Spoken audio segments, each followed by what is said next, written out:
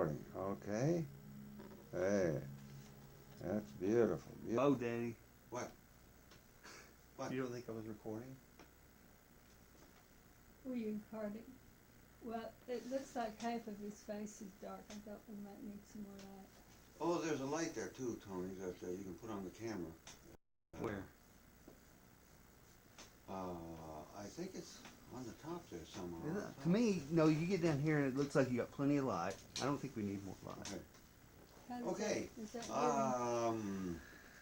Why don't we roll again because I don't know that the recorder was on. Let's start one more time. Okay, go ahead. That's all right. Okay. It didn't have that little button on there saying record? Now it has a little red dot up there and it says record with That's it. recording. Okay. Before, Mama said, push the red button. So I pushed it and it may have come on then. So let's start No, I new didn't know right if now. you needed some more light because Okay, one half Mama, of your let face the light is, go. Okay. one half of your face is dark. Okay, then hit Kalenak's autobiography. Take, go. We're going again, starting over? Okay. Born August 15, 1924 in Danville, Pennsylvania. Son of a coal miner, and boy, I really didn't admire my dad as a coal miner until I grew up and understood what conditions they worked under, and they were at the time when unions were trying to get a hold, and they had a rough time of it altogether. It was a time for fighting the companies, for the unions to get recognition. And it was a time when there was a transition from the cars were coming into vogue, and it was a time that I really didn't appreciate until after I started growing up and went to school. And I always admired of course, radio was in use before TV. And I always admired radio announcers. I thought, boy, that would be something to be a radio announcer. I never thought I'd get into it. So I went through high school. I was the president of the rifle club, which I have a picture of in Nanago High School. And I didn't graduate from there, but I had to. I left home around 1942 to go look for employment, and I went to Youngstown, Ohio, and I went to Cleveland, Ohio, and then wound up in New York City, and or rather Brooklyn. Got a job at Western Electric in Kearney, New Jersey. I commuted from Brooklyn to Kearney, which was about 45 minutes one way, and I enjoyed that. And then I went to the Army when the right before the Korean War broke out, and it was basic training in El Paso, Texas at Fort Bliss.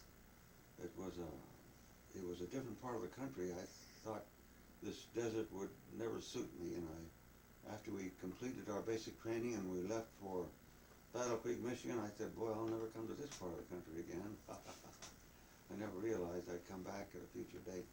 So we went to Battle Creek, Michigan when the Korean War broke out. They shipped us to Sault Ste. Marie, the Sioux Locks, where we were told we were guarding the most important mile in America.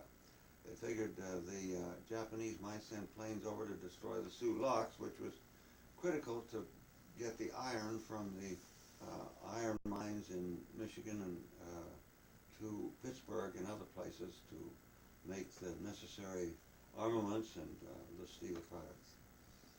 So after I got out of there, we went back to Western Electric and worked there for a while, and I thought, well, the GI Bill enabled me to go to school, so I went to radio school.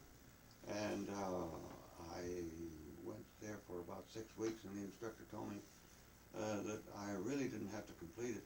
School, you had enough talent, that's what he said, to go and apply for a job, so which I did. Put an ad in Broadcasting Magazine that I was available, and I got 2 replies, one from Lubbock in Odessa, Texas, and I took the one from Odessa. I never knew where each one was, so my plan was to come to Odessa, learn the business firsthand, and stay a year and go back to the big markets, where New York or Pittsburgh or Richmond, Virginia. I always admired that Richmond station. WRVA, the Edgeworth Tobacco Station, Richmond, Virginia. Boy, I thought, boy, that would be something. So I went back there and applied for a job, and I was offered one job in Richmond, but Actually, I thought the climate was a lot better in Odessa, and so I applied for my job back again. I was offered a job as announcer and copywriter, and I went back and took it. And it was a great job. I worked for KECK. That was before television came into the area, and I enjoyed the time there as a DJ. One of the fellows called me DK the DJ, which I was. I worked the night shift, the morning shift. I was on the Roughneck Roundup and the Night Watchman, and just all kinds of, as a newscaster also. But it was a learning experience. I enjoyed it, and then when television came here, I just got a part-time job with KMID, and it was a new medium in the area, and so I went there full-time, and eventually went to Channel 7 as the continuity director, and stayed there for 33 years, and it was a good time. Did you start Channel 7 when it started? Right when they No, first found it? no, I didn't. It was about a year later, actually. They had their continuity director leave for whatever reason, and I applied for the job and got it, and stayed there for all that time. It was a good learning experience, and the fact that I only lived about 3 blocks from the station was also an advantage for me. So that, in substance, is my story. But there's a lot more. When I was with Channel 2, we were the first to have the telethons, and it was my pleasure to meet some of the stars, some of the first stars that came to be on the telethon. Among them, Catherine Grayson. She was such a beautiful lady, a talented lady, and nowadays, in 2003, I mentioned the fact with the fellows at Channel 2 that we had Catherine Grayson as a star on the telethon. They said, well, who's Catherine Grayson? If you can imagine. So we had a great time. It was a good career. I enjoyed it very much, and I enjoy also being retired and watching it instead of making it, because there are so many new innovations in television. They've gone digital, and I would be, if I had to produce something there, I would probably be lost in a lot of cases. I'm sure they do all that log work on the computer now, don't they? Yeah, it's all computerized. It sure is. I bet it's a lot easier. It's probably a lot easier insofar as keeping track of what's run and what hasn't run. It's, I guess it's necessary to keep up with modern day technology. So growing up in Pennsylvania, what's your earliest memories of Pennsylvania? That's the first thing you can remember when you were a little kid? I don't know. I guess as a little guy that was just over being a toddler, me and my dad were downtown one time, and of course I was probably holding his big finger. And we were walking through town, and that was before the Depression set in, and the town of Nantiglow was a busy, busy place. There were people all around the place on a Saturday. They were at the stores, and they were just talking, and I was impressed with all the hustle and bustle of the activity that was going on down there. I Did you remember pal around with also, your daddy a whole bunch? Did you go around with your daddy a lot or not?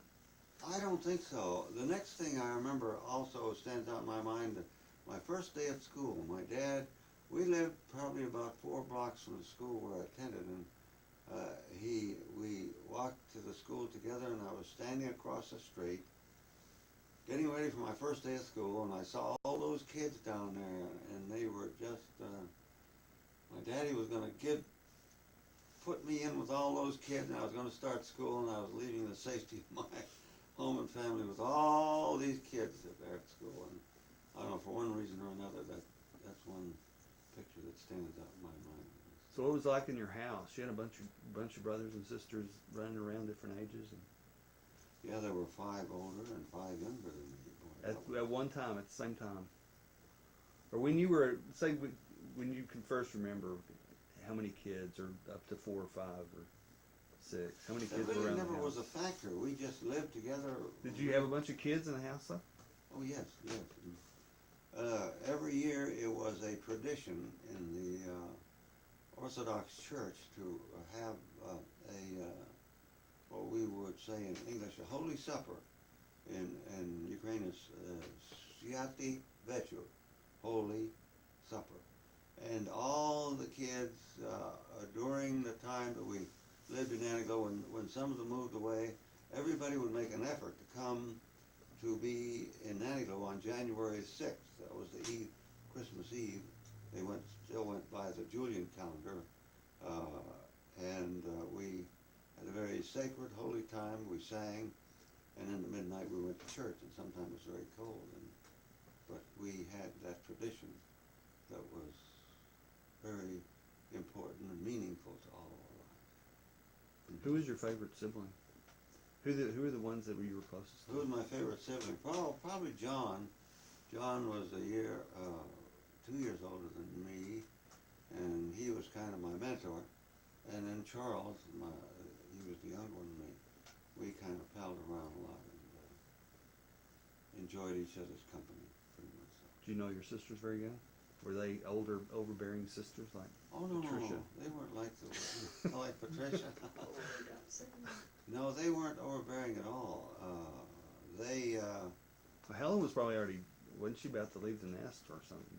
Well, both of my sisters went to New York to work, and they actually helped out the family some. They sent money home for various things that I wasn't aware of, but they helped to pay for a lady who came and did some of the washing and did some of the chores around the house, which relieved my mother from some of her necessary duties that were overwhelming. Yeah, I bet. To keep care of all the things. Yeah. So what's your impression of your mother? Were you close to your mother, or was? Yeah, she was a really, really hard-working person. I was impressed by all of the things she made for our Holy Supper, and she had to cook for all of us kids, and she always made Yeah. her own bread, for the most part. Yeah, I love that stuff she used to send to us. Yeah, you remember the Yeah. care packages she sent when Yeah. we were living on Keystone and elsewhere. No, here. Remember, we used to get them here too. Here at 1315 Yeah. North Cali. Yeah, those poppy seed rolls and stuff. Poppy seed rolls, yeah. She made them like nobody else. She had a knack for homemade cooking and baking. Who were you closer to, your daddy or your mama? Oh, Or was it- probably my mother, yeah. My dad kind of was not aloof, but he paid attention to business. He was more businesslike, I guess you would say. And I was impressed how they met here.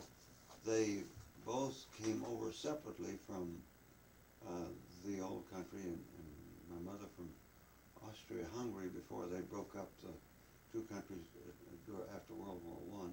They came here in about 1899, I believe. No. They were born about that time. They came to this country when Howard Taft was president. She remembers that. And my mother went to a boarding house in Passaic, New Jersey. And the ladies who came across had this place where they rented and stayed while they were either looking for work or looking for husbands. And the men came around and perused the ladies who were there and saw who they particularly liked, and they picked out that lady for being a candidate for being their wife. So Would you call her a marriage broker? a marriage broker, I guess you could call her that, but she Matchmaker. well, more like a matchmaker, I guess. Or not even that, but they were. It was not a business exactly, but it was just a procedure that they went Service, through. kind of. A what? Service, kind of Yeah, a social service. Yeah.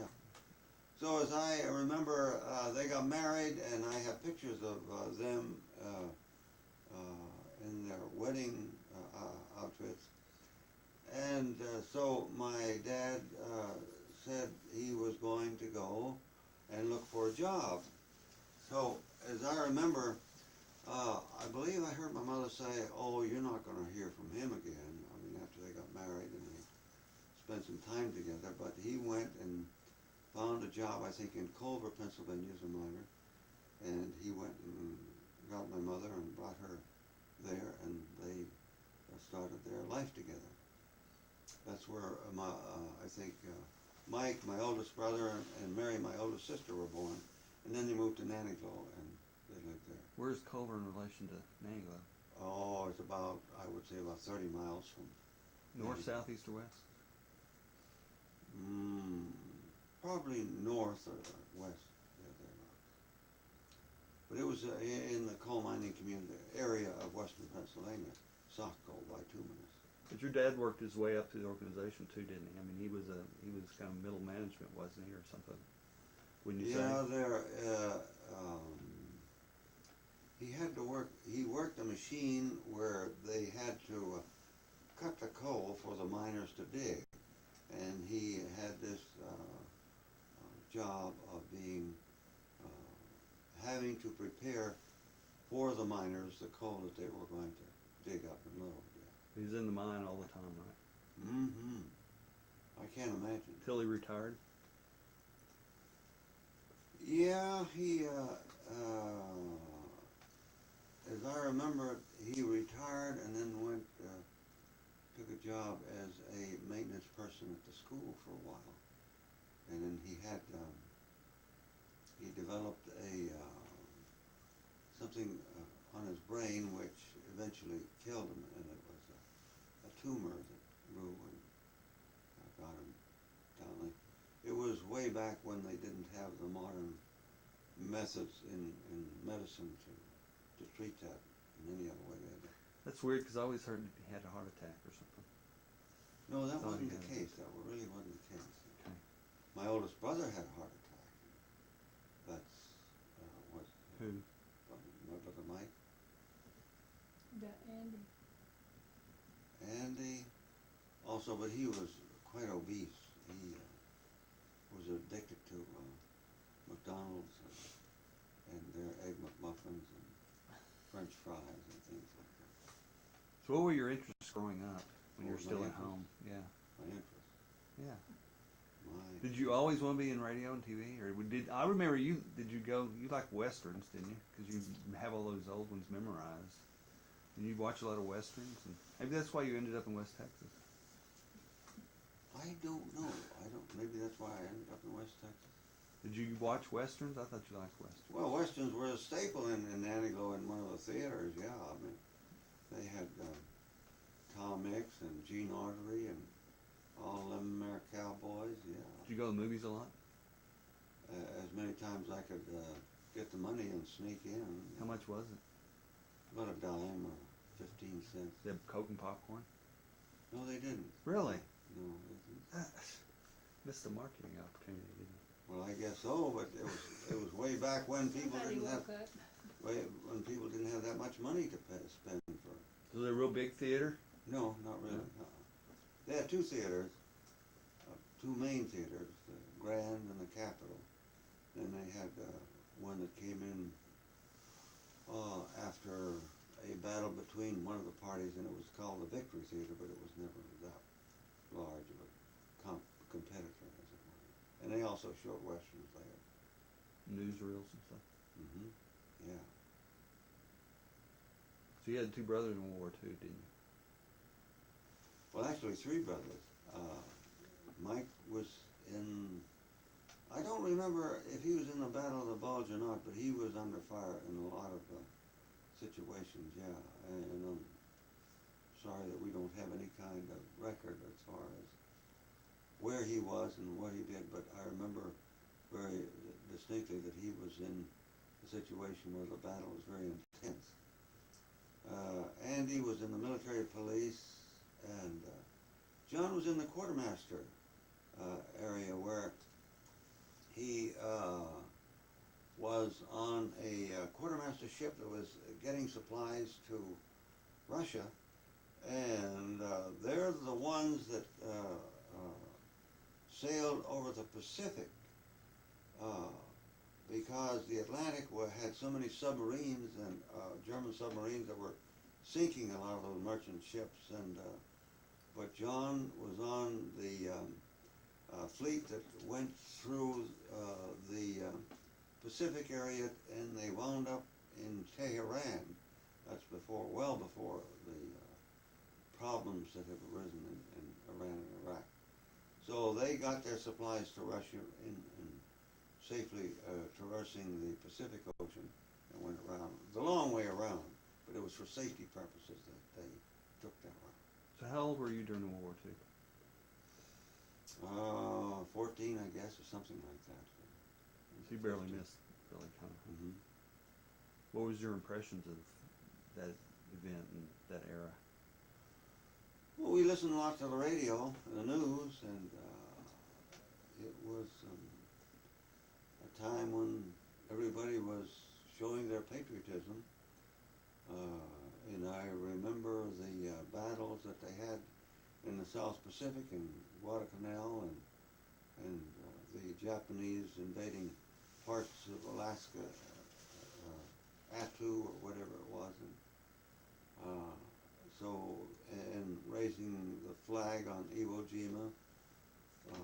We kept pretty well in close touch with what the news media put out. I'm sure there was a lot that wasn't made public. So what did you think when they dropped the bomb? I thought they had to do something, I guess. I don't know. Was it a complete surprise to you, or did you have an inkling that? Oh, no. That was the Manhattan Project. That was. So you did. I mean, it came out of the blue, though, didn't it? Oh, yes. Even to the soldiers in the South Pacific. Nowadays, the soldiers who are in the South Pacific call it the egg. They dropped the egg, and after the second atomic bomb, the second egg, and Japan was forced to surrender, they were elated because they knew that probably many thousand, if not millions, of the troops that were going to getting ready to invade Japan would be killed, because the Japanese were determined to fight to the death. Every single civilian and army person was equipped and told how to defend their homeland. So it saved lives on both sides, actually.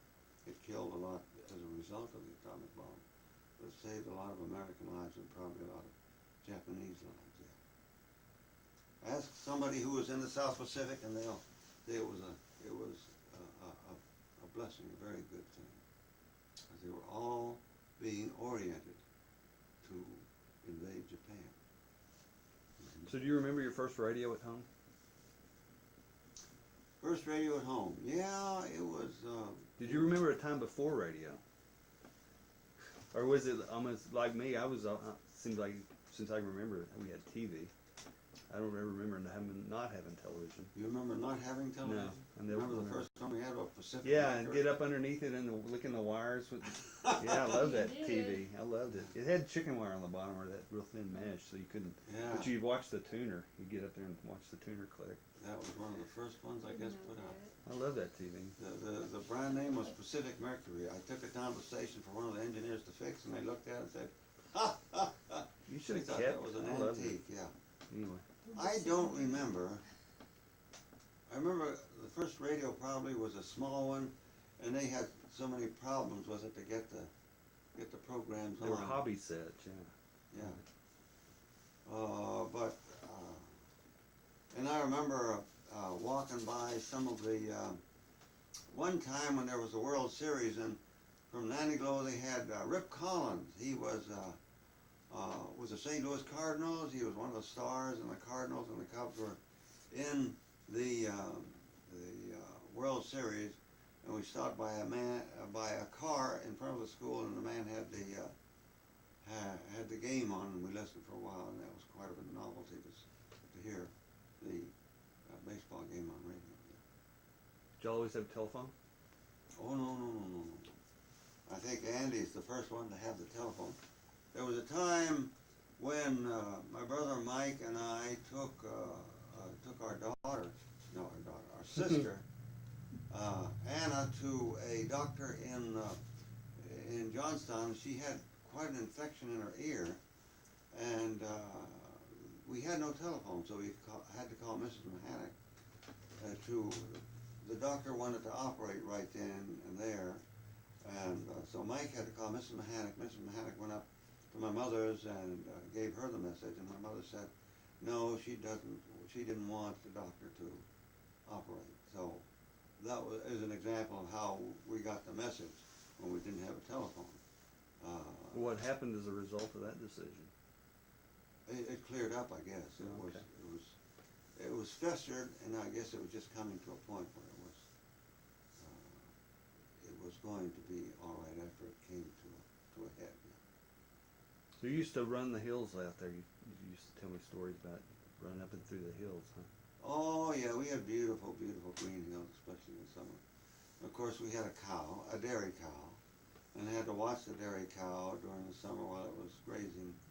And could y'all just take it up did y'all have public property and just let it graze out there, it was or public what? land. It was Really? public land, yeah. That's cool. But we weren't the only ones that had the dairy cow. There were several families there that had them, and sometimes we would all get together and watch the cows together, and just sometimes get distracted, and the cows would wander off into somebody's garden patch, and they would pen it up, and somebody would have to pay for the damage the cows made. So it was a harrowing experience whenever that happened. But the hills were green, and there were some areas where they had dug coal mines into the hills, and for one reason or another, the coal mines had stopped, petered out or whatever, but the slag piles were there that told that the mines had been in operation. And there were about 4 that I can remember that were just not operative at the time that I was growing up. So I guess during the heyday and when everything was going full blast, everybody was trying to dig coal and make it to the market. Did you ever go in the coal mines? There was one, no, to work, no, but we did go in on occasion when it got real hot and humid. We would actually send the cows in the coal mines. One was there to cool off, and we would go in there too and cool off. And I would make up stories when I told the kids about when we went into these abandoned coal mines, and it was so dark in there. And we met these strange creatures and heard the water dripping down. We couldn't see, and we didn't know what was going on. Oh, those could be horrible stories. Wow. You used to say you used to run around, you had a few jaunts out on your own. When did you start doing that? Running, I guess now you'd call it run away from home, but you went out and had road trips or something? When was the first time you ever? Well, first time going out of Nantigo, I guess we went to Johnstown. Boy, that was a big town, and they had an escalator there. And me and some kids, friends of mine, would ride the escalator. Wow, was that? Did you go off on your own, or did you go with your family? Or No, we went, a friend, I'd usually go with a friend. I didn't go off alone to Johnstown. How far is Johnstown? About 12 miles. Up down Prospect Hill, one of the steepest hills, and around there was... And your mom didn't get mad for you running off 12 miles to Johnstown? Or did you tell her? How old were you? 10? No, my mother didn't keep track of where we were going. We went out and just... Y'all were just like chickens, weren't you? Just roaming the... Chickens? Free range. I mean, Oklahoma chickens or dogs? There were 12 of us there. I mean, hey, holy mackerel, Yeah, for sure. We had a car. You had a car? What? Oh, we had our first car, I think, in about 1940. And that was quite an occasion. Took us places. Before that, my dad would get somebody to take us to wherever they wanted to go. Like every once in a while, we went to Kennywood Park when they would have Ukrainian Day. That was in Pittsburgh. Kennywood Park, that was one of the big attractions in that area. So what did they do at Ukrainian Day? Well, they had Ukrainian dancers and speakers, I guess. It was just Food? a day to acknowledge the Ukrainian ethnicity. Did they have Ukrainian food out there? Yeah, I'm sure there was. I don't remember this. And I remember that I smoked during that time, and I got enough money to buy a pack of cigarettes. How old were you? I don't remember. How old was I? 10 maybe. I bought a pack of cigarettes, and boy, they were Pall Malls, and boy, I was in high heaven. And somebody saw me, one of my family saw me flip a cigarette after I got through with it, and they told my mother, and I heard about it after that. I wasn't supposed to be smoking. I was too young to smoke, but hey, I was not. Now, you said one time, though, you did a real long runaway. I mean, you went far away. What's the longest you ever ran away from home? Well, I was gone for about 6 weeks, yeah. A friend of mine and I decided we were going to run away from home, and we made it to somewhere in Maryland, and he got hungry and I got hungry. We were both hungry. He said, I'm going home, and I said, I'm going on. So I used my thumb and went all the way to Atlanta, Georgia. I made it all, and then it was getting winter, and I went over to Birmingham, Alabama, and decided it was about time to start to Pennsylvania. So I went up through those states to let's see, it was Kentucky, and I met a guy. I was in a railroad waiting station, and I looked like I was a runaway, I guess. And this guy, who was lived near there, he lived in Eddyville, Kentucky, which had a state prison, and he was the executioner. He actually pulled a switch, and they put him in an electric chair. But he took me to his home. He knew I was a runaway, I guess. And we got the money together, and I took the bus, and I went home. He kept me there at his house and his family for about 4 or 5 days, I think. How old were you? Probably 11, 12. How'd you survive? Did you hitchhike? Most of this was hitchhike, Mom. Yeah, a hitchhiker. I'm lucky to be alive, I think. Well, I didn't. I got an experience there. I remember I was in a railroad waiting station, and I came up with this guy that was pretty much of a traveler by the railroad. And we didn't know where we were going to stay, and I think one of these railroad detectives said, "You got to leave, or we're going to close up." So he and I went into this railroad car to sleep.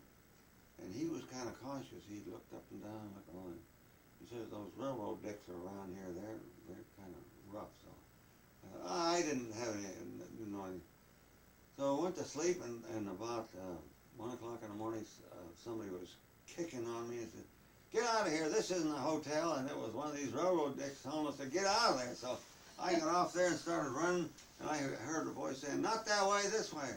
I didn't know where I was. I just ran away. I ran off. It was an experience about running into this railroad detective while I was well asleep in this railroad car. Yeah. How'd you get something to eat?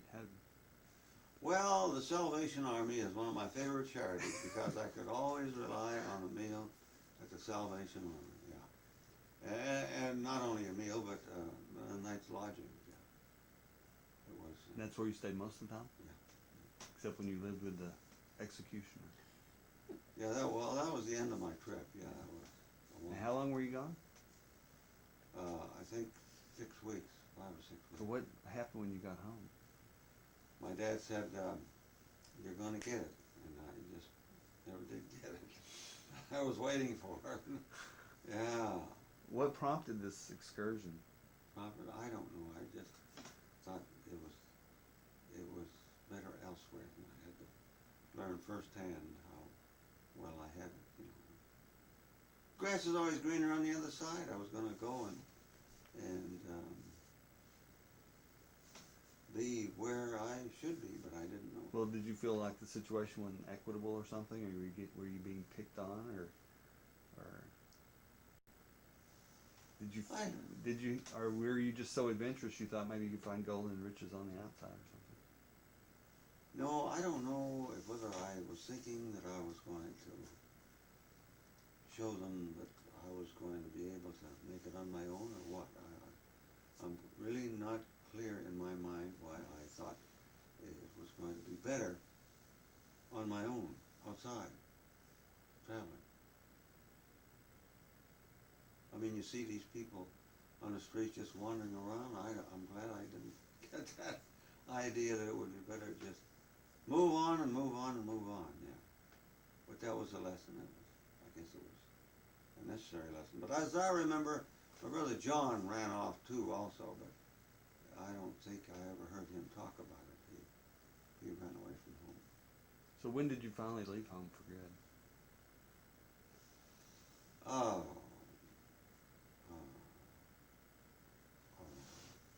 I don't know. I guess when I messed up by being away, I messed up and was going to be unable to graduate in '43 when everybody else was. I guess it was probably '42, was thereabouts. And I left there and went to Warren, Ohio, I think. Then to Cleveland. And doing what at Warren? I worked for a steel mill, Copperwell Steel Corporation. That was a good paying job, but it was hard work. Hard work. Hard work? Yeah, it was another experience that I would put down. But did they have you on the production, out there in production with all that hot steel, molten steel? Sometimes I was in a department that they would send you wherever they needed somebody to fill in. Yeah. Temp help. Kind of. Yeah. How long were you there? A couple of months, I think. Yeah. So you left home without completing school, high school, That's correct. and you went to. How'd you go there? Why'd you go there in the first place?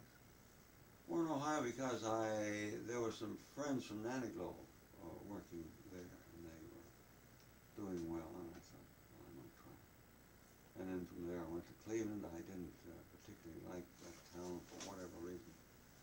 And I thought, well, I would go to New York City, because my two sisters were living there. So my sister Helen took me to Western Electric in South Kearney, and got a job there. And Making wooden boxes. I was a box maker, and then I became a machine operator, and that was where What machine were you operating? it was a nailing machine, we would call it. And it automatically put the nails into those panels that made up a box or whatever they needed to.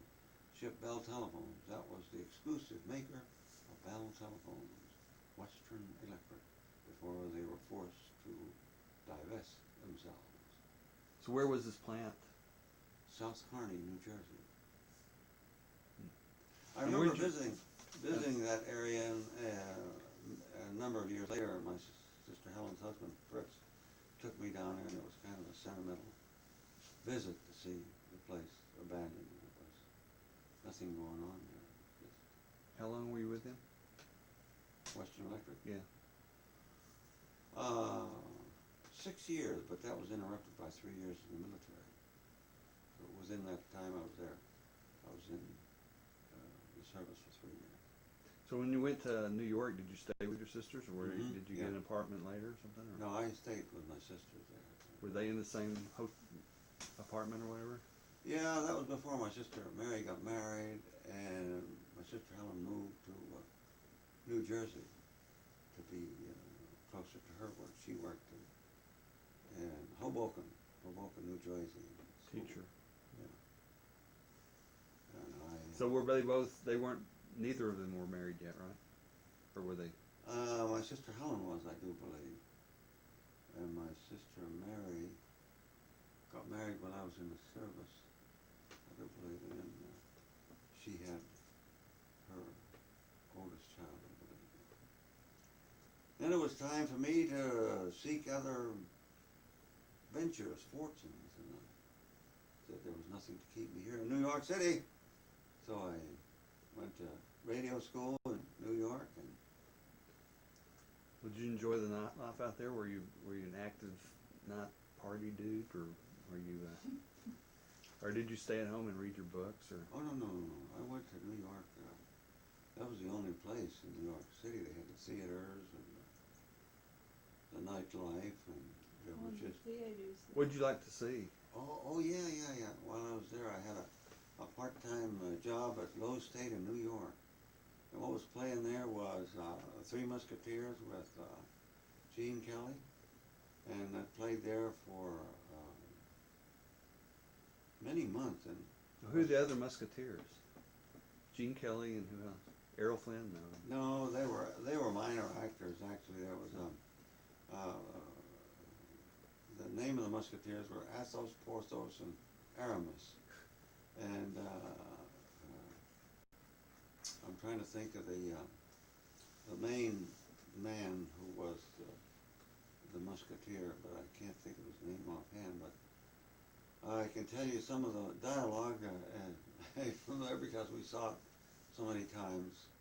And it was, and I was a barker at Lowe's State. I had this uniform, and at times when the theater needed more people, I'd be out in front of the theater and say, "There is immediate seating going in now. Feature starts in 15 minutes. Immediate seating, and all floors going in now." Hey, and we were able to smoke in the balcony in that theater too. Lowe's State. Last time we were there, they didn't have that theater. Well, they had very few theaters. That they converted most of the old theaters into different places. But Lowe's State was one of the top ones. How long did you work there? On weekends, it was several months. Yeah. Mm-hmm. So what else did you do in New York while you were not working? Well, I saw the sights, but we could see the Statue of Liberty from the apartment complex where I lived, but I never did go visit it until well after I had left there. I just went back to New York for a visit. What about your education? How did you? Well, I got my high school GED in the service, and I got my college equivalency GED also in the service while I was there. And I guess In what field? general. They have a standard field of study that they. For the college one?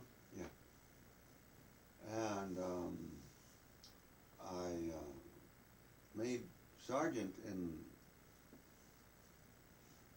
really about 2 months, because this was a new outfit that they started, this 8th Battalion. And they say in the Army, don't volunteer for anything. But when we got to El Paso, this was a new outfit. They had the cadre there to oversee the thing and get us started. And they asked if anybody could type, and I volunteered as a typist, and I was put in headquarters battery, and I just really had it made, because I knew everything that was going on there. I was right up there with the battalion commander and all the officers, and it was a pushover job. Well, how did you get from New York, where you're making boxes, over to the Army?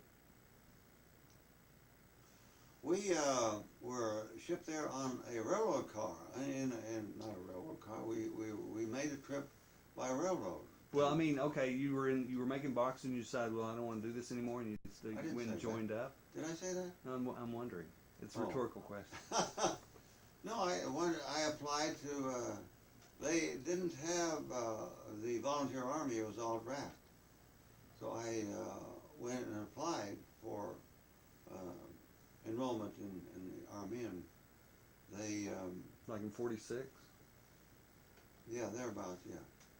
So after a while, they did some tests and all this business that was necessary, and I was sworn in there in Fort Dix, I do believe, and then they shipped us to Fort Bliss. What'd you think of El Paso? Bad place. You didn't like El Paso? You didn't think it was romantic and kind of dangerous? Kind of something you'd see in a film noir or something? No, I didn't think. I thought it was kind of hot.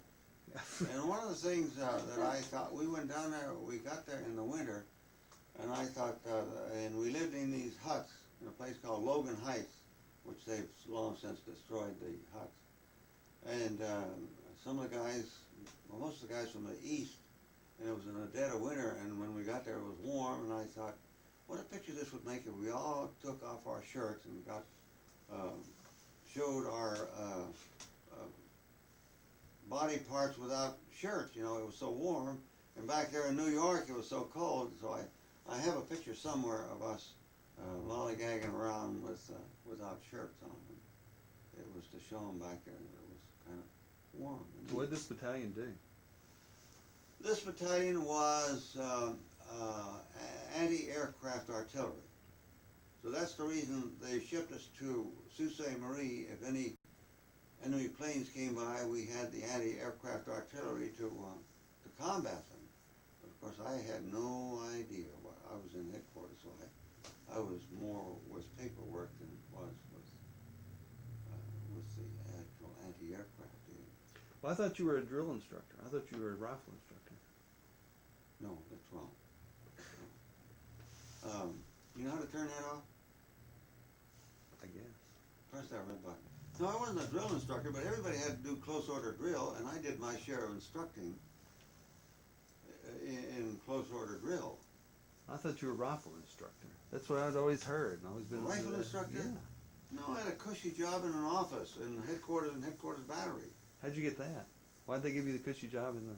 Because I told you. Oh, just you a could while type. ago, I volunteered and said I could type. Yeah. So they said, hey, we need typists in the office.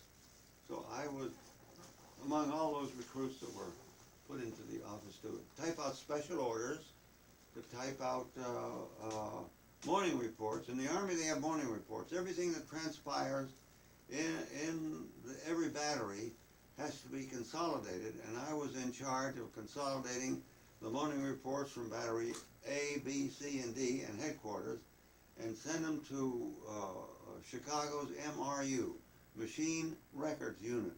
That was before computers. Like maybe they had a big computer, like in a room full of machinery, but that was one of my responsibilities. So actually, I had some of these top sergeants who had 20 years of service eating out of my hand. Some of them were pretty.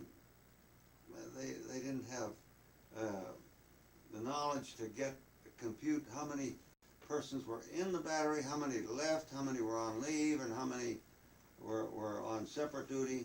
So it was my job to consolidate to make sure that it was correct before submitting it to the Machine Records Unit.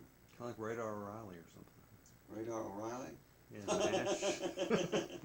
I don't know, I guess, yeah, but they were, I had them eating out of my hand, so to speak, I guess you could say. And some of them weren't very adept at adding and subtracting and putting down what was going on in the battery battalion. Did you ever go to Juarez? Oh yeah. Right after our basic training, when we were restricted to the base, after that everybody headed to Juarez. You bet.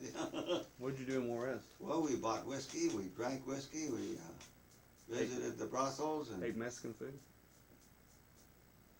You've never really liked Mexican food, though, have you? no, but they had those guys that had these big wash tubs full of corn sometimes, and boy, did I eat on that stuff. Wow, yeah. So I'm surprised that I didn't get some kind of an illness, but I guess if they were not clean, they wouldn't allow them to. But I ate my share of corn on the cob from these. Well, if they boiled it, they'd probably be fine. Yeah, that's what they Did did. you go to the bullfights? Did they have bullfights? Yeah. We went to a couple of bullfights, and I have some small pictures somewhere of pictures that we took at bullfights. Yeah. But How long? I wasn't overly impressed, but we took them in, yeah. How long were you in Juarez? How long was I in Juarez? Yeah. Well, we just went over to visit, to No, I mean El Paso. Excuse El Paso. me. In the Army.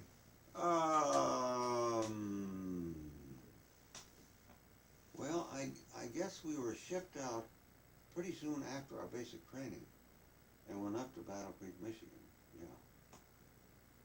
And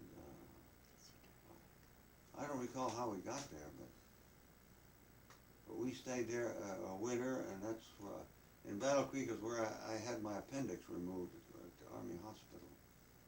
I didn't know why. I went to the hospital to complain about pain, and they determined it was my appendix, so they operated on me, and I don't have an appendix. the only occasion I had to go to a hospital in the Army. And then And- what? And then we stayed there, and I don't remember ever visiting the places where they make the cereal, Kellogg, Yeah. Battle Crate. And then I remember when the war broke out, when the Korean War came out, we got in our vehicles and our Jeeps and traveled on up to Sault Ste. Marie. I remember some of the people who were watching us from their homes, some of them sitting on the porches, they were just shaking their heads in dismay, I guess, that the Army was going by.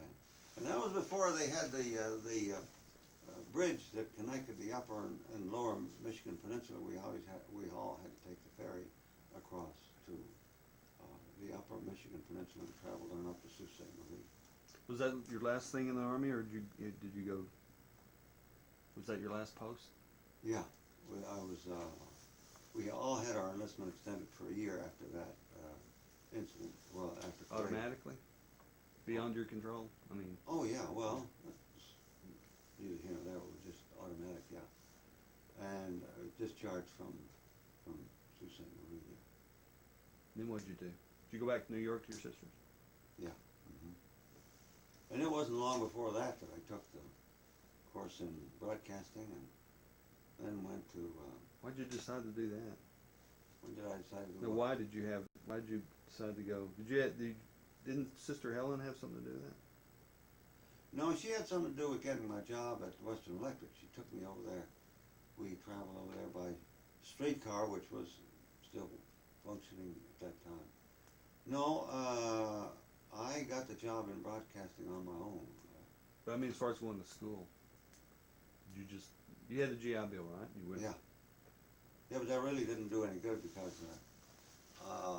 it wasn't, well, something worked out. It didn't work out where I was only in this school that was approved for only, I was in there at the time for 2 days, and I thought, well, I won't mess with it. But anyway, I got the training that I needed to come to West Texas.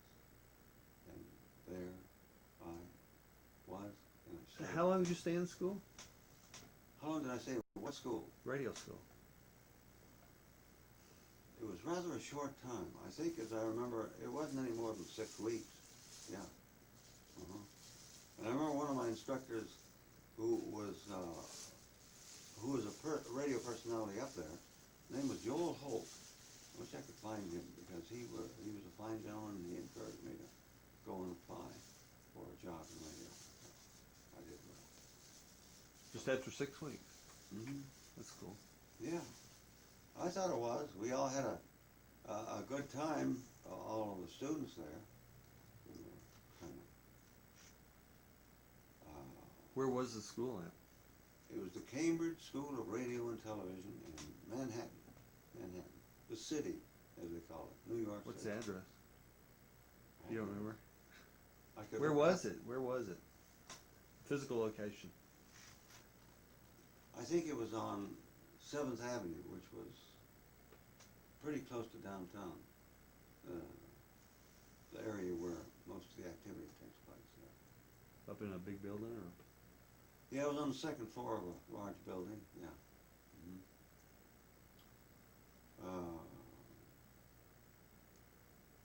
And I'm trying to think what significant things there were besides being a barker at Low State in New York City. Did you like living in New York City? Well, actually, I didn't. I liked it. Or that being was in the New place. York? Yeah, that was the place where things took place. Yeah. Yeah. Brooklyn was kind of dead, if you would. They had some big theaters there. They had the Fox Theater and the Paramount and some others, but there was no activity, aliveness as there was in New York City itself. Yeah, Did you ever go out dancing? Did you have girlfriends there? I did, but they never really worked out. Why? I don't know. I know I have a picture here of my brother John and I with two sisters who were from Nantigo, and we spent an evening at a nightclub in Brooklyn, and nothing ever came of that. We had an enjoyable evening, I guess, just visiting and talking about old times. But they had their agenda, and we had ours. And John went on to complete his high school in Brooklyn, and he went to Brooklyn Academy and went on to become a physician, doctor. He pursued that area. So I think I was the first one that didn't get a high school diploma from good old Nantigo High School. But from New York, you wrote the letters, or no, you got, I put an ad in the magazine. yeah, and you got 2 letters back. Yeah. Went 2 back. letters from Texas, yeah. Odessa and Lubbock, yeah. I wonder what would have happened if I would have went to Lubbock. Would have been a different story. Yeah. And Roy Elson was the guy that actually hired me. So it was just the luck of the draw that you came to Odessa. You didn't choose one over Lubbock over Odessa. Not really. Did you have any other any other interest from other parts? It could have been, but I don't remember. Those were the 2 that I worked with, yeah. I made an audition disc, and I sent my picture, which looked like... Do you still have your audition disc? I did have, I don't know, it may be around here somewhere. We need to record that and digitize that. Did you? Talking about Peel's beer. That'd be cool. Drink refreshing Peel's beer. Probably doesn't sound much different than what it is. My voice doesn't sound much different than what it is right now. I don't know. But I guess I did a creditable job. So what did you think of Odessa when you first got to Odessa? Had you ever been through here before? Well, I must have on the train, yeah, but I didn't stop in here, no, because the train took us from one place to another. Well, when we left here on to Battle Creek, I think we took the train. But when I first came to Odessa after I accepted the job, I never thought I would stay any longer than a year, because that was my intention. And because that was the season, that was the year, the beginning of the 50s, when it was a tremendous drought. And we're still in it. No, we've had it before. But the thing of it is, there was so much dust in the air, and it was unbelievable. But you know, somebody in Odessa had the foresight to create the Colorado River Municipal Water Authority. Colorado District. River Municipal Water District. Municipal Water District. And that was the year I saw a picture of a guy by the name of Noah Cooper, who was a member of that. And he was sitting by a pipe that was bringing the first water from this district. And I thought there was certainly somebody here who was forward-looking enough to think of the water supply for the future. And it still boggles my mind why Midland refused to join with Odessa to create this water district. But the rivalry was there. I don't know, but that is neither here nor there. It just is an amazing thing that 2 cities like that didn't join for their mutual. Well, I think they're a lot closer now. Oh yes, definitely. They're a lot closer in this year, 2003, than they were in 1952. Absolutely. Well, you want to stop here, or you want to keep going? We can start again. Well, I can't think of anything. No, I definitely want to start again, but take a break here. It's 6 o'clock. Because I think we could start back at Odessa. I want to bring out this fact that when I left here after a year in radio, I was going to go back and find a job in the big time. So it didn't work out, and I called Roy and asked him if I had my job back, and he asked me if I could do a copy, and I said sure. I didn't do it before, but I knew I could. So I came back and went back to the old routine, and the radio station was located across from Davis Chevrolet, which is they call the oldest dealership in Odessa. and Walgreens was up the alley on the next street where we went up for coffee. And when I went back there, and I guess it was a Sunday or something, we put the radio station on automatic, or somebody else took over, and I walked up to Walgreens and saw this lovely lady there. I said, "Well, I'm back." And she said, "I didn't know you were gone." That was taking the wind out of my sails. Golly. So what did I do? I got even with her and married her. That's So my- you left once before you remember you left when I was 6 months old. You went to Cleveland and came back after you got married. Oh yeah, that was another, yeah. But then before that, you were here and then you left and you came back. Yeah, that was before I got married, yeah. So where'd you go that time? I wasn't gone that long because when I got to Pennsylvania, it was so, the snow was falling and it was cold, and I just called You back. just And turned your tail and came back. that's about the size of it, yeah. Hmm. And I had a car then, and I came back and I got a place to stay, and What was the first car you ever had? it was a Chevrolet of some kind, and I bought a Carter Chevrolet in Crane. That was one of the accounts that was on radio. How long were you here before you did that? A year. Left My and came intention back. to leave after a year. Came back. Okay, you Well, want to that's cool. Okay. hit it off?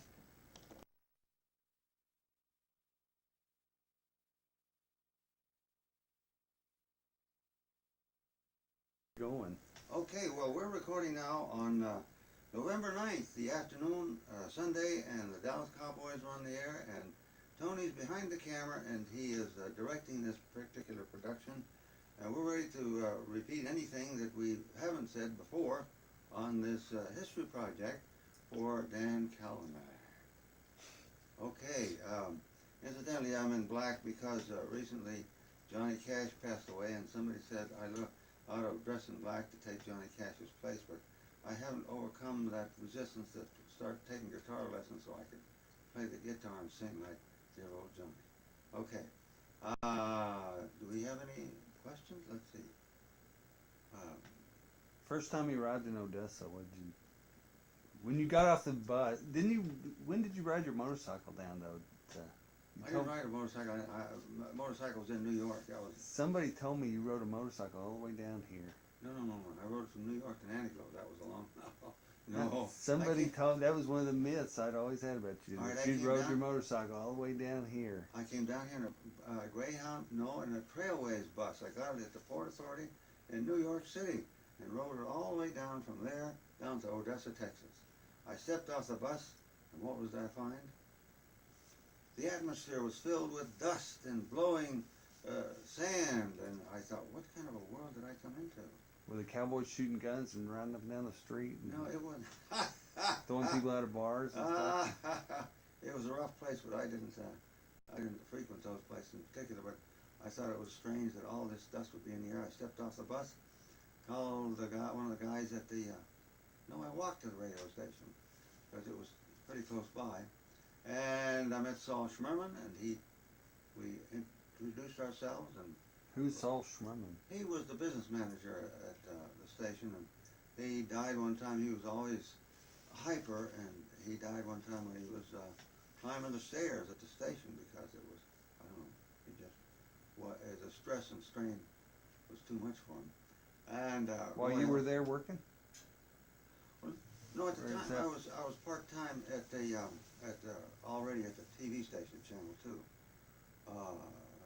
I met Roy Elson. He's the guy that actually hired me from the ad that I had in Broadcasting Magazine saying I was available, and there I came. I left after a year, and I was driving my car north, and the further north I went, the more snow I ran into, and I thought, what am I doing here? All this snow and winter weather, and back in Odessa it's warm, even though it did have dust and sand in the air. It was a lot nicer, so I called Roy and asked him if my job was still open. He said, well, can you write copy? I said, sure. I never wrote well, I did write a little bit of copy in radio school. I said, no problem. So he said, okay. So I came back and took the job as continuity director and announcer, and I stayed there. When you came in on that bus the first time, was it the middle of the night, or was it No, it was in in the the afternoon? No, it wasn't. How'd you find where you were supposed to be? Well, it wasn't that big of a town, and it was on 2nd Street, and the radio station was on 3rd Street. So you had an address for it, and somebody yeah, you were supposed yeah, to yeah. meet at a certain time. And Yeah. Yeah. There was no big problem as far as that concerned. It wasn't a big metropolitan area. It was just a country town with about 34,000 people, I think. So Odessa was on the Grove at that time. Yeah. was it okay? But I was footloose and fancy free. I was a single guy, and I had a lot of things going for me. I had a lot of girlfriends, and they were just very attentive to me because I was a star of radio. Did you arrive in? Was it what season was it? What day? January. It was in winter. It was in winter, yeah. But we didn't have any snow, of course. So what was the nightlife like around here? Or what'd you do when you weren't working when you first got here? Oh well, I had to go out to eat all the time. I didn't. Where'd you eat? The Club Cafe. That was right across from the courthouse. That was one of the main places. And then Woolworths had a breakfast bar, a snack bar. Ate there a lot of times, and I had breakfast there. And that was in 1952. And if you can imagine, they brought me breakfast one time in 2 dishes that I still have at this day and time in 2003, and we're still using them. Really? That's oval. Yeah. Cool. Isn't that something? I mean, it's something that was made in the good old USA, and it was strong and substantial. Yeah. It was great. And then got married at Temple Baptist Church. We had a Jewish guy for the best man, and we had a Your boss. Huh? Wasn't it your boss? Yeah. Roy Elson. And then we had a Catholic guy who did a lot of singing. Tony Rizzo. He did a lot of singing there, and the Nettos, who were actually the owners, were very gracious when we got married. They allowed us to take some time off. We went to Carlsbad, New Mexico, saw the sights and Caverns? So you went to the caverns for your honeymoon? Yeah. And one thing I remember is, in particular, there was no air conditioning in the car. And we drove along in that car, and those were the days before much air conditioning, unless you owned a big old car. Remember, some of the air conditioning had those things on the side of the window with water in it, and as you went along, it cooled you. But I never did own one of those, but that was the beginning of air conditioning. Well, they also had those that sit down in the middle there and would blow up. Oh, I wasn't familiar with those. Yeah. You know that little aisle. But those were primitive days. We had the stick shift. We didn't have the automatic shift for a while. But we had a beautiful wedding, thanks to the Nettos at Ricky Ricardo's Pizza House, or whatever it was. Ricky Ricardo's restaurant. Italian. Yeah, and we saw that guy Eddie Platt there. It was before he went to Hollywood. He had a thing called the Birthday Party on Channel 2. And then he went to Hollywood and made it big on that program. Get Smart. He was the chief. Oh, yeah. Yeah. Cheap. So how long did you work in radio? About 3 years, and then I took a part-time job at Channel 2. And then I shifted over to full-time over there. Yeah. So it was a learning experience from the word go. Yeah, life was a learning. Oh. And hey, I enjoyed that. That was wonderful. I was news director there for a while. I got a letter from Lyndon Johnson when he was the House Majority Leader, and I still have it around here somewhere, talking about the oil situation, that we were importing too much oil. And he was going to introduce legislation that would curtail foreign oil imports. And look what we're doing today. Today, we're dependent upon half of our oil imports, I guess, from the Mideastern countries. And Ralph Yarborough, he was also our senator. He had two Democratic senators. He sent a letter to me and saying about the same thing, about the curtailing the oil imports from overseas. But nothing happened. Who controls it? I don't know. The big companies do. Yeah. So what's been the best job you've ever done? Best job you've ever worked at? Best job I've ever worked at. Did you like working at Channel 2 more than Channel 7, or would you rather have been just a DJ for our No, I wanted to. I think being a DJ was good, but I needed to go do something else. It was good to be the news director of Channel 2 at the time I was out there, but everything was simplicity personified. We used these Polaroid cameras for pictures. I mean, those were the video that we have compared to what we have nowadays. We have satellites and these immediate stories from the Mideast, and it just the way they have progressed in technology is. You used a chalkboard for doing the weather? Grease pencil, yeah. We had a plastic or a glass display there where we had the temperatures written so the audience couldn't see, and they thought we had these memorized, but we were just going through 62 in Austin, 45 in Dallas Fort Worth. We'd write that big so they could see it, and we had the audience thinking that we had this all memorized when we really didn't. But we did, I think, a creditable job, yeah. So what about, did you like doing continuity director and all that kind of stuff? I mean, Yeah, all that behind the scenes grunt work, I know you did a lot of it, didn't you? that just came to me naturally, really. I enjoyed having a good piece of a sale that would make a sale to the person who was watching. Yeah. Did you do the logs all the time you were there? Or did you do those? No, I really never did do the logs because that was the traffic director's job to keep track of getting the commercials in place where they were supposed to run. Of course, when they began, it was all typed and written, but now everything's computerized. I thought you did those at Channel 7. Or did you? I did what at The Channel? logs. Well, it was the same department. The logs were made in my department, but I was responsible for making sure that where the commercial was placed, that some kind of copy or the commercial content was in that particular place. Yeah. But I was really never responsible for putting the log itself together. That was another person, a traffic manager. So I was never really the traffic manager. I was the continuity director. I even know how to spell that word now. Okay, yeah. And we had that Saturday morning variety thing when it was a variety show, and your mother would come out there every once in a while carrying you in her arms, and she'd stand aside and just watch, and she did.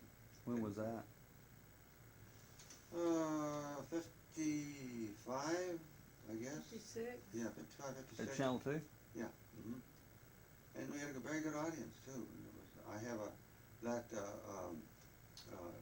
TV previews that I was on the cover of, telling about the program that we had on Saturday morning. Saturday morning varieties, and it's strange. Some of the talent out there are grown people now, and every once in a while I run across somebody that says, "I was on your program, Saturday morning varieties, way back when." What about that program, the debate between two cities? Oh yeah, we also had the distinction of having the first live quiz show in the Permian Basin. That was the quiz of two cities. The realtors sponsored it. The realtors from Odessa were pitted against the realtors from Midland, and that kind of brought out. It was interesting. I was responsible for producing it, and that was a challenge, but it was a good experience. I enjoyed that. How long did that run? Year, 2, 3, I don't remember. Just general knowledge trivia stuff or what? Yeah, it was trivia questions, I guess, but some of them were, I guess, general, historical. And then I interviewed some of the people that were on there. One I remember particularly was Rocky Ford, that fellow that has the moving business, and I asked him how he got started and what prompted him to do that. And just general questions. I was always interested in other people, how the story the other person had, and that's what made, I think, me, if I may brag a little, a pretty good interviewer, because I was always focused on what the other person had to say to record, and I enjoyed that. I mean, how did you get into this business that you're in? How long have you been in? How do you like it? What is it? What does you do? And everybody, like that series on CBS, everybody has a story to tell, and I wanted to know about the story that the other person had to say.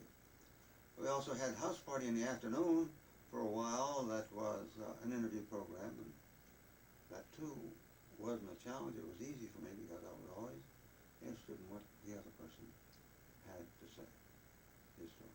And then you have the high noon show. Yeah, well, that was on Channel 7. That was quite a bit later. The noon show, which ran from 12 to 12:30, interviewed people, was responsible for getting people on the program, and it's always more or less pretty easy to get somebody to talk about themselves, and that was the main thing. If you had anywhere else to live in the United States, where would you live? Or did you just love it here so much you'd stay right here? Oh, I'd stay right here, unless it was in somewhere in Southern California where things stay green all year long. You could have a garden. I just love to see things grow. And of course, I've been retired over 12 years now, and I just like Odessa. It's a place where you can have a yard and have your wife remind you what you're supposed to do, and it's a honeydew job, you know. And right now, I'm intensely interested in writing Benjamin Franklin's story to tell how spiritual that man was.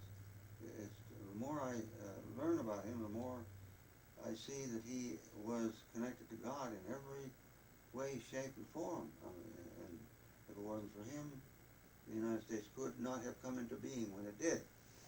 And he has so much to tell us. They have a lot of stories about that. Tape in. Okay. Well. Okay. Now the light comes on. Okay. Well, we got that identified anyway. Yeah. Appreciate you, Tony. Yeah.